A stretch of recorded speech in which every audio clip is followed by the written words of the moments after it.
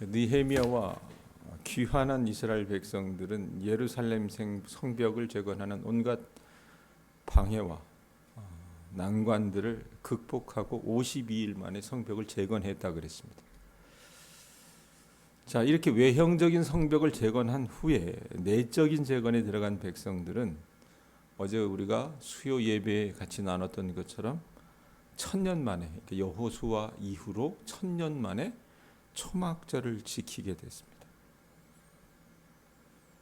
어떻게 보면 영적인 어떤 부흥에 이 소위 말하면 도화선의 불을 당긴 거라고 보시면 될 것 같아요. 자, 부흥회 끝났어요? 그러면 그때 여러분 집에 가서 그냥 예전 생활로 되돌아갔느냐? 그게 아니었던 것 같습니다. 1절, 2절 한번 보세요. 그달 29날에 이스라엘 자손이 다 모여 금식하며 굵은 배 옷을 입고 티끌을 무릅쓰며 모든 이방 사람들과 절교하고 서서 자기의 모와 죄와 조상들의 허물을 자복했다라고 얘기합니다. 부흥회 후에 또 다른 부흥회가 시작이 됐던 거예요. 네? 며칠 전인가 우리 조 권사님 미용실에 가서 머리를 깎다가 제가 예전에 어떤 영적인 추억이 있었던 그 장소를 회상하게 됐어요. 이유인즉슨 호천에 가면 그리스도 교단이 세운 그리스도 교회가 하나 있잖아요. 호천 그리스도 교회라고 하는, 영락교회라고 하는 그 교회 사모님하고 이 얘기 저 얘기 하다가요. 제가 고등학교 1학년 시절에 하나님께서 저에게 강한 성령 체험을 하게 해주셨고 그게 불이 당겨져서 어떻게 했냐면 후배들을 데리고 겨울에, 이 추운 겨울에 경운기 타고 왔다 갔다 한 2시간 반씩 그 부흥회를 갔어요. 그 장소가 어디였냐면 그 호천 영락교회 그 목사님이 섬기셨던, 지금 충북 괴산에 가보면 불정의 삼방이라고 하는 아주 산골 동네가 있습니다. 동양 못지않아요. 그곳에 가서 그 어두운데 경운기 타고 가가지고 부흥회를 했던 것을 기억을 해요. 그래서 그 부흥회가 끝나고 그 교회 다니는 형들을 우리 교회로 초청해서 중고등부 예배가 끝나면 같이 기도회를 했던 그런 어떤 영적 추억들이 있었는데, 이 사람들도 이 에스라를 통한 이 말씀의 부흥을 경험하고 초막절을 지키고 나서 이들이 어떤 부흥회에 또 다른 부흥회를 해요. 그래서 한 날을 정해가지고 스스로의 죄를 자백하고 하나님께 회개하기 시작합니다.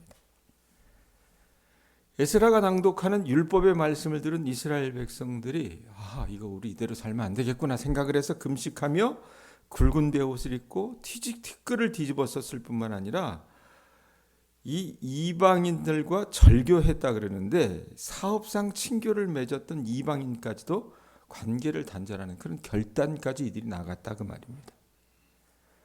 그러면서 자신들의 죄뿐만 아니라 2절 뒷부분에 보면 뭐라고 얘기해요? 서서 자기의 죄와 조상들의 죄를 자복했다 그래요. 자기들의 죄뿐만 아니라 조상들, 하나님을 떠났던 그 조상들의 죄까지 함께 하나님 앞에 회개하는 거예요. 이들이 불타올랐다는 것을 어떻게 볼 수 있느냐? 3절 보세요. 한번 3절 보면 이날에 낮 4분의 1은 그 제자리에 서서 그들이 하나님 여호와의 율법책을 낭독하고 낮 4분의 1은 죄를 자복하며 그들이 하나님 여호와께 경배했다 그랬는데, 이들이 하나님 앞에 자복했다라고 하는 것을 여러분 구체적으로 볼 수 있는 장면이 뭐냐면 몇 시간씩 하나님의 말씀을 읽으면서 죄를 자복했대요. 이 유대인들은요, 이 사람들이 어떤 시간 개념이 있잖아요. 그래서 하루를 밤과 낮 이렇게 해가지고 각각 4등분씩 모두 8등분을 해서 사용했다고 합니다. 그러니까 24시간을 8로 나누면 여러분 어떻게 되겠어요? 3시간이 단위가 되겠죠. 그래서 낮 4분의 1은 어느 때냐면 오전 6시 해 뜰 때부터 오전 9시까지입니다. 3시간. 이때는 뭐 했어요? 이들이 서서 율법책을 낭독한 거예요. 제사장들이 율법책을 낭독하면, 레위 사람들이 율법책을 낭독하면 백성들에게 말씀을 들은 겁니다. 그러고 나서 낮 4분의 1, 그러니까 오전 9시부터 12시가 되겠죠. 이때는 낭독된 그 하나님의 말씀을 들은 후에 백성들이 죄를 자복하며 하나님께 경배를 올렸다 그 말입니다. 그러니까 각각 3시간의 말씀을 듣고 또 3시간 동안 죄를 자복하는 기도하는 시간을 가졌다는 얘기예요. 이스라엘 백성들은 말씀을 듣고 깨달은 시간만큼 동일한 시간을 들여서 자신들의 허물을 하나님 앞에 자복을 했어요. 이거 누가 하게 하신 거예요? 어제도 같이 나눴지만 하나님이 그렇게 하게 하신 거예요. 그러니까 영적 부흥이 임한 거라 그 말입니다. 그러면서 이 사람들이, 레위 사람들이 말씀해 보면 성전 계단 위에 서서 큰 소리로 하나님께 부르짖어요. 이 레위 사람들은 유다인들을 대신해서 찬양과 간구의 기도를 드리면서 하나님의 은혜의 속성에 호소하는 것이 그 이후의 말씀이에요. 예? 제가 중국에 있을 때 유학생들, 이 대학, 한국 대학생들을 대상으로 사역을 하긴 했지만 장년들을 대상으로 제자훈련을 한 적이 있었어요. 한 2, 3년 동안. 그분들과 제자훈련 할 때 제자훈련 교재 가운데 하나님은 누구신가라고 하는 교재가 있어요. 이 하나님의 속성에 관한 것을 공부할 때 제가 꼭 했던 게 뭐였냐면 백지를 한 장씩 줘요. 한 12명 정도 되는 분에게, 여성분들에게 백지를 한 장씩 주면서 자기들이 생각하는 하나님에 대해서 글을 써보거나 정리를 해보거나 그림을 그려보라고 한 적이 있었어요. 그러면 대부분 여러분 그 과제에 대한 답을 그들이 내릴 때 살펴보면 어떤 인간적인 사고의 한계에 머물 때가 많았던 것 같아요. 그런데 이 레위 사람들이 생각하는 하나님은 어떤 하나님이었어요? 그들 역사 속에서 친히 일하시는 하나님이었어요. 그래서 그들이 이해했던 하나님의 속성을 6절부터 얘기해요. 6절 한번 보세요. 자, 먼저 뭐라고 얘기합니까? 오직 주는 뭐라 그래요? 여호와시라고 해요. 여호와시라. 하늘과 1월 성신과 땅과 땅 위의 만물과 바다와 그 가운데 모든 것을 지으시고 다 보존하시오니 모든 천군이 주께 경배하나이다. 이게 무슨 말이냐? 자, 여러분, 이스라엘의 하나님은 고대 근동의 여러 신, 이 수많은 잡신 가운데 하나가 아니었다 그랬어요. 예? 그 하나님은 어떤 하나님이라 그래요? 6절 앞에 보면 오직 주는 여호와시라라고 해요. 유일하신 하나님이십니다. 이 하나님은 만물, 심지어 인간이 상상하지 못하는 영역까지 창조하신 분이시며 보존하신 분이시라고 이 레위 사람들이 고백을 해요. 그렇게 보면 하나님을 벗어나서는 그 어떤 것도 존재할 수 없고 그분의 공급하심이 없이 어떤 것도 살아갈 수 없다는 얘기, 생존을 지속할 수 없다는 얘기입니다. 그러기에 그 하나님 앞에서 모든 백성들은 어떻게 해요? 예배해야 되고 그 하나님 앞에 영광을 돌려야 된다고 말입니다. 그 하나님은 그런 예배를 받기에 합당하신 분이라고 이 레위 사람들이 고백을 하는 거예요. 자, 그래놓고 이 하나님 여러분 하늘에만 계신 분이었느냐? 7절 한번 보세요. 7절. 그 높은 하나님이 어떻게 하십니까? 주는 하나님 여호와시라. 옛적에 누구를 택하시고? 아브람을 택하시고 갈대아 우르에서 인도하여 아브라함이라는 이름을 주시고 그의 마음이 주 앞에서 충성됨을 보시고 그와 더불어 뭘 하셨대요? 언약을 세우사 가나안 족속과 헷 족속과 아모리 족속과 브리스 족속과 여부스 족속과 기르가스 족속의 땅을 그의 씨에게 주리라 하시더니 그 말씀대로 어떻게 하셨대요?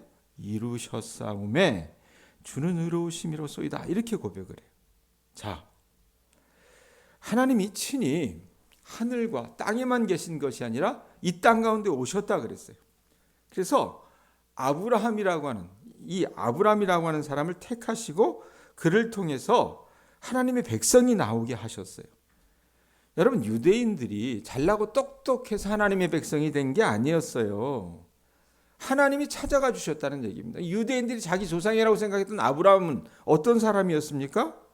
하나님을 만나기 이전에 이 아브라함은 여러분 어떤 뜻이에요? 아브람이라고 하는 여러분 이 이름의 뜻이 뭡니까? 위대한 아버지 뭐 이런 뜻이에요. 근데 위대한 아버지가 자식 하나 없었어요.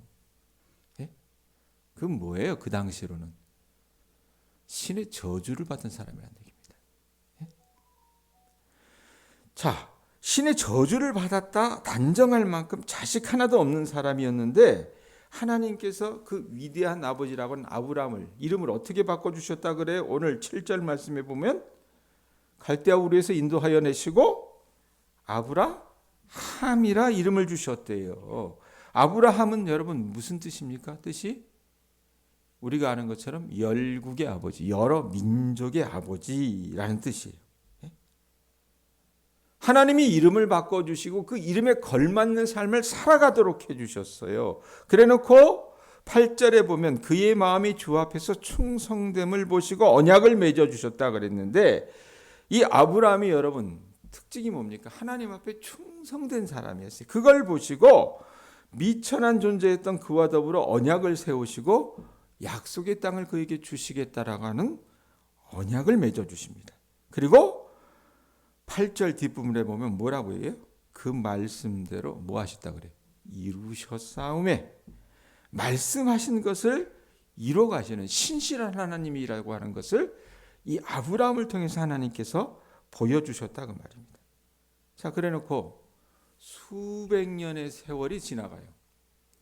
아브라함, 그 다음에 이삭, 야곱, 요셉 해서 요셉의 후손들까지 수백 년의 세월이 지나고 나서 하나님께서 그 백성들의 삶에 직접 개입하시는 이 출애굽의 역사를 주님께서 보여주십니다. 그게 9절부터 12절이에요. 9절 한번 보세요. 주께서 우리 조상들이 애굽에서 고난받는 것을 뭐 하셨다고 얘기합니까? 감찰하시며 홍해에서 그들의 부르짖음을 들으셨다라고 해요. 자, 하나님은 그분이 창조한 피조물들과 동떨어져 계시지 않아요. 아브라함에게 옛적에 약속했으니까 그냥 그 기억해 이렇게 된 게 아니라는 얘기예요. 그 백성들이 살아가는 것을 지켜보시고 주시하는 분이셨다 그 말입니다. 그래서 하나님은요 유대인들에 대한 이 수백 년이 흘러서 애굽 사람들이 유대인들을 억압하는 것과 학대를 감찰해 보시고 그들을 긍휼히 여기셔서 이적과 기사를 베푸사 바로와 그 모든 신하와 그 나라 온 백성을 치시는 것으로 응답을 해 주셨어요. 그리고 이 구원은 여러 장면 가운데 이어지게 되는데 이후로 여러분 피크가 어디입니까? 홍해를 갈라지게 하세요. 그래서 자기 백성의 곤궁을 돌보시고 역사하시는 하나님으로 나타나신다 그 말입니다.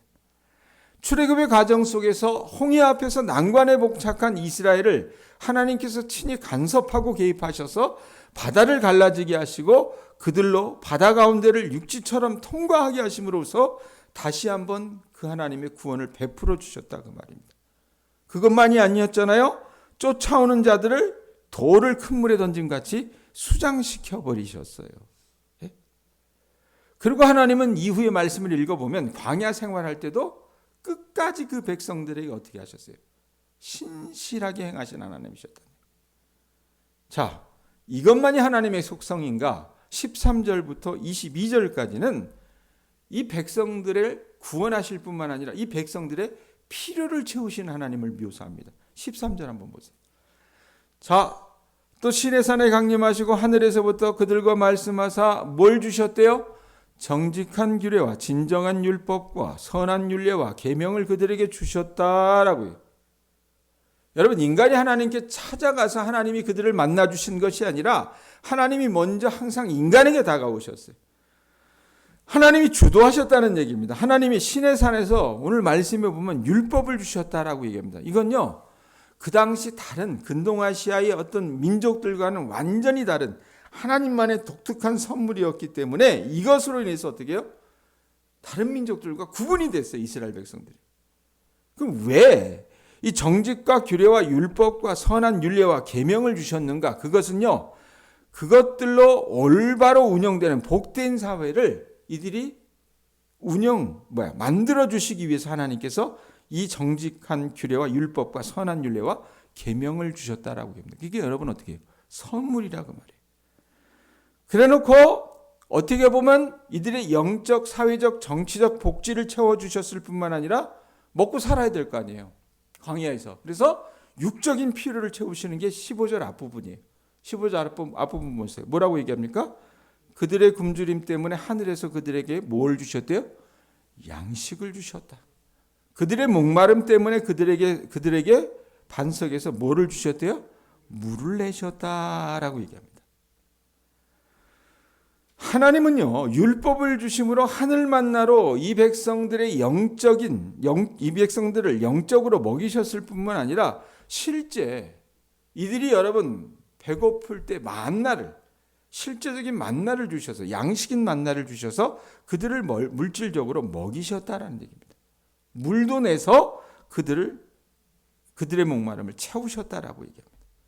자, 이런 하나님 어떻게 해요? 믿을 만한 분 아니에요? 그죠? 신실하신 분이란 얘기입니다. 그들의 인생에 개입하셔서 어떻게 해요? 그들의 필요를 채워주셨던 하나님이에요. 그런데 반대로 여러분, 그 하나님의 사랑의 대상이었던 이스라엘 백성들은 어떠했습니까? 자, 그들의 조상을 고발해요. 15절 뒷부분부터 16절 한번 보세요. 15절 후반절에 보면 뭐라고 얘기합니까? 또 주께서 옛적에 손을 들어 맹세하시고 주겠다고 하는 땅으로 들어가사 차지하라 말씀하셨사오나. 자, 16절에 뭐라고 얘기해요? 그들과 우리 조상들이 뭐 했대요? 교만하고 목을 굳게 하여 주의 명령을 들었대요? 듣지 않았대요? 듣지 아니했다. 하나님은 변함이 없으신 분이에요. 신실하신 분입니다. 그분의 사랑과 자비를 지속적으로 그 백성에게 베푸셨지만 이들의 조상들은 어떻게 해요? 16절에 있는 것처럼 교만하고, 이거 내가 잘나고 똑똑해서 이렇게 된 거지 생각해서 교만하고 목을 굳게 해서 하나님의 명령을 듣지 않기 시작을 해요. 그러니까 이스라엘 백성들의 특징이 하나 뭐냐? 이런 겁니다. 교만하고 목을 굳게 해서 하나님의 말씀을 듣지 않아요. 자, 어디 그뿐입니까? 17절 상반절 보세요. 뭐라고 얘기합니까? 거역하며 주께서 그들 가운데서 행하신 기사를 기억하지 아니하고 다시 목을 굳게 하며 폐역하여 스스로 한 우두머리를 세우고 종되었던 땅으로 돌아가고자 하였나이다. 이제는 하나님께서 그들 가운데 행하셨던 일들을 망각을 해요. 내가 우리 교인들한테 늘 우리 교인들이 받은 은사가 있다 그러잖아요. 뭐라? 망각의 은사가 있다 그러잖아요. 예? 우리가 여러분 이스라엘 백성들 닮아가지고요 그대로 행내네. 그래가지고 이스라엘 백성들이 오히려 출애굽에서 여러분 그들을 구원해 주셨던 하나님의 그 은혜, 이건 인류 역사에 보면 이런 역사가 없습니다. 유대인들이 여러분 몇 번 그런 일들이 있었잖아요. 출애굽의 역사가 그랬고 2차 세계대전 때 여러분 600만이 죽어나가요. 히틀러에 의해서. 어떻게 이민족이 회생이 될까 생각을 했는데 하나님이 또 살려주셨잖아요. 그런 큰 은혜를 입었다면 이들이 어떻게 해요? 그 은혜를 기억하면서 빚진 자로 살아가야 되는데 그걸 까마득히 또 잊어버리는 거예요. 오히려 우두머리를 세워서 애굽으로 되돌아가자고 얘기합니다. 자, 사람의 속성이 이런 것 같아요. 선한 게 하나 없다 그 말입니다. 자, 그런데 그럼에도 불구하고 하나님은 어떤 하나님이십니까? 17절 후반절 보세요. 뭐라고 얘기합니까? 하반절 보면 그러나 주께서는 어떤 하나님이래요? 용서하시는 하나님이시라. 여러분 같으면 용서하겠어요? 예? 여러분 우리가 자식을 키웁니다. 예? 자식에게 여러분 사랑을 베푸는 것이 부모의 속성인 것 같아요. 그렇지만 내 새끼라도 여러분 어떨 때 정말 믿고 저거 내 새끼 안 했으면 좋겠다는 생각이 들 때가 있어요, 없어요? 있다 그 말입니다. 근데 이스라엘 백성들이 고매양으로 했던 것 같아요. 그런데 하나님은 어때요?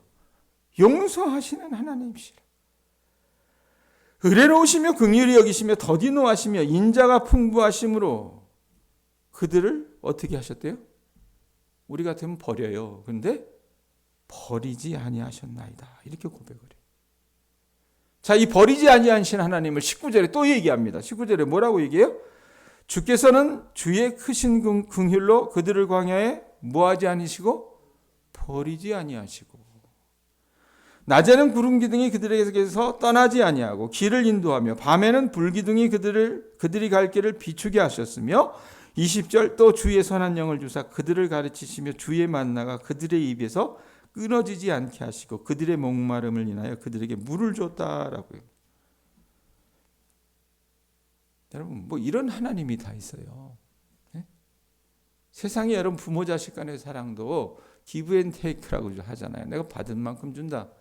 그런 게 요즘의 어떤 조건적인 사랑인데 우리 하나님은 여러분 이 말씀해 보면 어떻습니까? 세상에 속도 배할 데 없는 분 같아요. 안 그래요? 우리 같으면 버릴 거예요. 야, 세상에 족속이 너희들밖에 없냐? 다른 놈 택하면 되지. 이렇게 생각하실 텐데 하나님은 어떻게 하셨어요? 버리지 아니하시고 떠나지 아니하시고 인도하시며 그들의 갈 길을 비춰주시며 그들을 가르치시며 그들이 굶지 않게 만나가 끊이지 않게 하시고 그들이 목마르지 않게 어떻게 해요? 계속 물을 주어서 그들을 공급하셨다 그 말입니다. 어제 우리가 수요 예배, 이 저녁 예배 때 말씀을 공부하면서 여호와를 기뻐하는 것이 우리의 힘이 되어야 된다라는 그런 어떤 결론에 도달했어요. 오늘 말씀은요, 그 후속편이라고 여러분들이 생각하시면 될 것입니다. 자, 이스라엘 백성들이 어떤 사람들이었어요? 품행이 방정한 사람들이었습니까? 말씀을 잘 듣는 사람들이었어요? 순종하는 사람들이었습니까? 이 사람들은요, 배은망덕한 사람들이었습니다. 우리도 그럽니다. 그런데 배은망덕한 우리 소행에도 불구하고 우리 하나님은 우리를 어떻게 하세요? 너 그 모양 그 꼴로 하니까 난 너 안 봐. 이렇게 하셨어요?